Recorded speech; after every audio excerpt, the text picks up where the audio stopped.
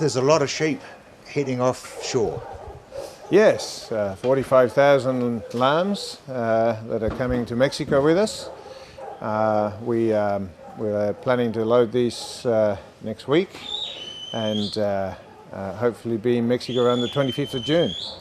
Your record for shifting sheep, Javier, is actually very good. Yes, indeed.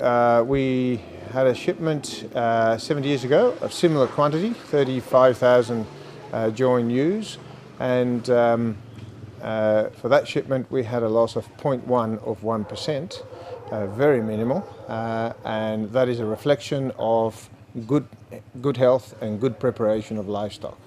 I don't think many farmers could actually boast that sort of level. Indeed. I think most livestock exporters wouldn't be able to boast that level of very, very low losses. And again, a combination of good preparation, good feed, good health, and good work between the two governments involved. So it must be some very serious protocols from both countries.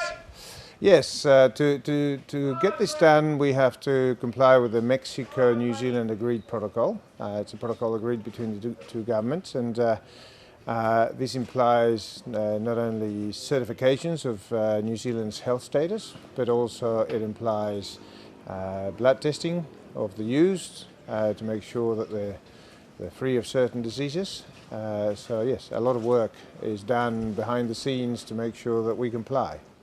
And animal welfare is paramount? Animal welfare is paramount, and it's paramount for both countries, not only for New Zealand but also for Mexico. Government of Mexico as well as the government of New Zealand are very keen that these animals are treated in the best possible way. And from our point of view, from our company's point of view, we know that treating animals well is good business. So we're all on the same page in terms of animal welfare. Tell me about the feed. Well, in every case, feed is produced to standards, so we have to comply with regulations on what the feed has to have as well, in terms of minimum protein, minimum energy. All of that is calculated so that the animals have enough nutrition for the voyage, but also enough fibre. Very important that the feed, the pellets that we use, have sufficient fibre in them so that the rumen of the animals continues to work efficiently during the voyage. And they're weaned onto that before they get on board? Yes, well, we're standing here at the export preparation property. The animals come in here and are received on baleage. And then slowly introduced to pellets, so that by the time they get on the ship, they're on a 100% pellet ration and they're very used to it. So what's going to happen when they get to their new destination? When they get to Mexico, Northern Hemisphere, it's summer in Mexico. It's going to be a little bit warmer than today here. That wouldn't be a bad thing. And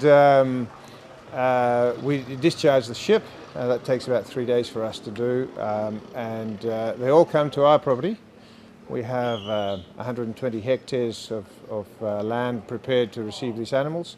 They're fed on pellets, so we share the pellet formula between the feedlot here in New Zealand, the ship, and the feedlot in Mexico. They all work, even though they're manufactured in different countries, the feed has the same specifications. So we make sure that there's no digestive disruption.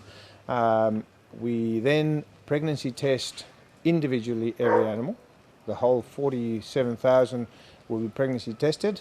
In this case, because the pregnancy testing season in New Zealand is on, we couldn't get a New Zealand person to come and test them, so we're going to have a Scottish man to come to Mexico and pregnancy test his ewes.